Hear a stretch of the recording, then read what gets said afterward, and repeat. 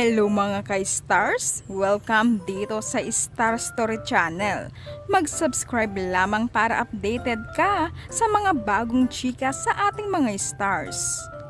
Sixto Dantes iyak ng iyak dahil naawa sa kanyang mama Marian.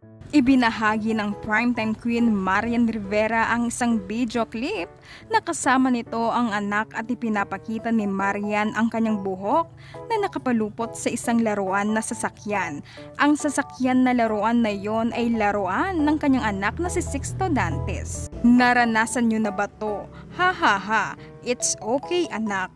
Iyak ng iyak, wawa daw mama.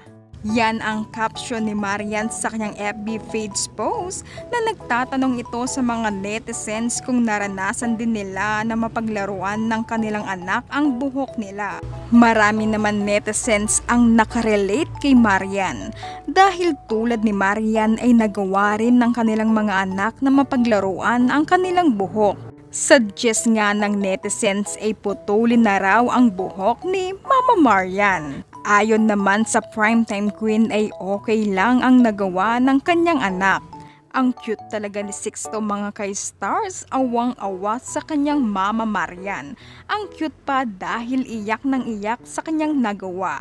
Akala siguro ni Sixto kakalbuhin na ang kanyang Mama Marian.